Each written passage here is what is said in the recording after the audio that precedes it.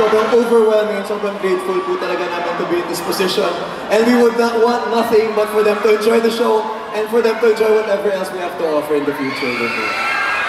Ikaw naman, Esnir, ang tagal mo rin, hindi ka talaga na ano ha, nilaban mo from start to finish.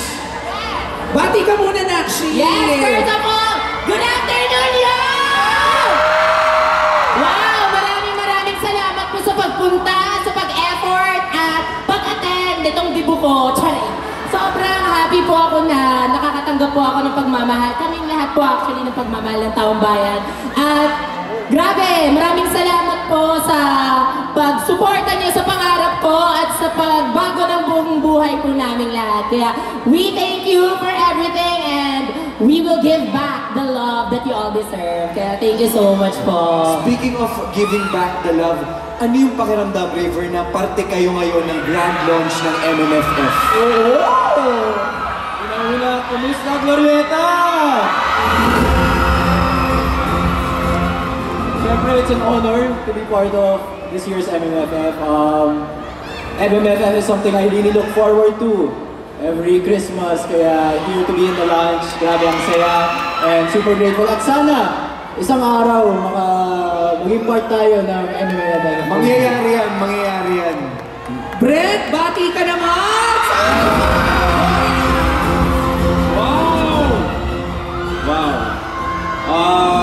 Maraming salamat po sa pag-imbita sa aming apat dito.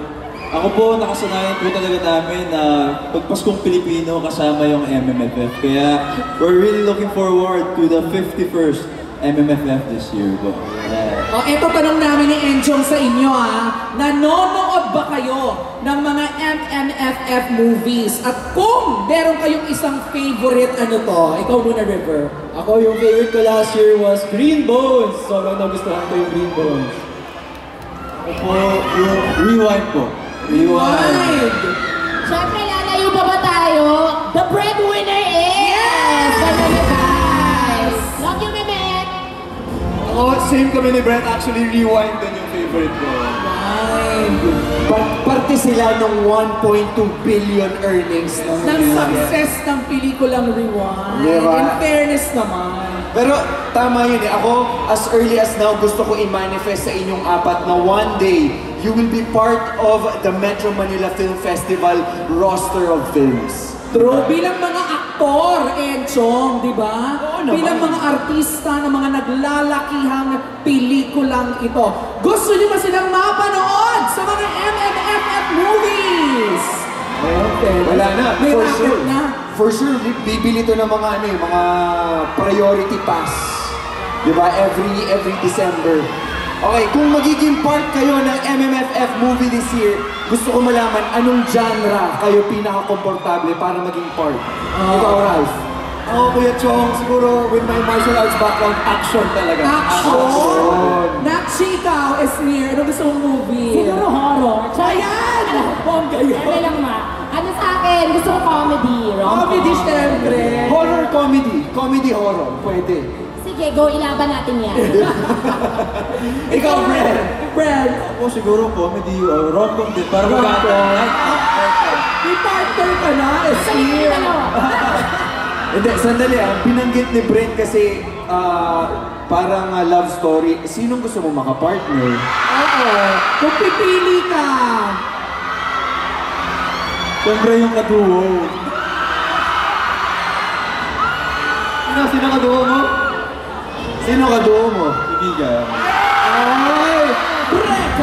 Breka! Sa isang MMFF movie, why not, di ba? Ikaw naman, River, anong gusto mong pelikula? Ako siguro action or rom-com. Action and rom-com. Kerry! Kayang-kaya. Kayang-kaya nyo yan. Diba? Excited na kaming makita kayo sa big screen, lalong-lalo na sa Metro Manila Film Festival. Pagdasal natin, i-manifest natin yan!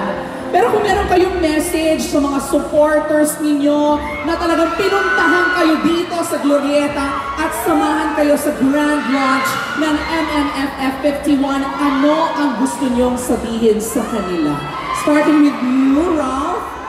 Ako siguro gusto ko lang magpasalamat sa lahat po ng dumalo, sa lahat po ng Rampmates at Razzles dito. Love you guys. Thank you so much for all the love and support. Yun lang naman. Siyempre, River, ito naman. Maraming salamat talaga sa mga supporters, especially yung nandito, Team Retrievers, Team River Joseph Global, Team River Joseph OFC. Maraming salamat at mahal ko kayo. At sana masuportan nyo yung this year's MMFF. Kaya maraming salamat po. Nakshi, go, go, go! Yes, sobrang atake yung lahat. Maraming salamat po sa pagpunta at sa effort niyo po. At dala-dala po namin kayo lahat at sana wag po natin kalimutang tangkilikin ang mga sarili nating pelikula. At let's support the Metro Manila Film Festival, y'all! At syempre, Brad! Maraming pong salamat sa pagsuporta sa aming apat. Sobrang nakagalak po ng puso na makita po kayo. Ngayon lang po kami ulit nakakita na ganito karaming tao besides yung big night, kaya maraming salamat po. At suportahan po natin ang mga pelikulang Pilipino. Maraming salamat po. Kaya naman, Glorieta, palakpakan natin our PBB Celebrity Collab Kapamilya Housemates, River, Esnir, Ralph, and the big winner, Brent! Pero, dahil sobra-sobra yung pagmamahal na natatanggap natin sa mga fans ninyo, hindi namin muna kayo pakakawalan dahil susunod na maya-maya lang, samahan niyo muna kami dahil i-announce na natin ang 4 official entries for the MMFF 51. Siyempre, gagawin namin co-host silang apat. Gusto niyo ba yun? Okay. Winner, your wish is our command. Mag-co-host muna kayo sa amin. Dito tayo. Okay. Alam nyo, kapag sinabing MMFF, bahagi na ng kwento ng bawat Pilipino. Bawat edad, kasarian, henerasyon, part yan, di ba? Part yan ng ating kultura. Tama ka dyan, Enchong. MMFF has gone beyond the annual Christmas celebration. At alam niyo po ba, MMFF has been supporting the film industry through the following beneficiaries. Nandiyan po ang MOAL Fund, Film Academy of the Philippines, Motion Picture, Anti-Film Piracy Council, Film Development Council of the Philippines or FDCP, and OMB or Optical Media Board. Palakpakan po natin silang lahat. At syempre, ang Cinema Exhibitors of the Philippines, nandito rin po kasama natin.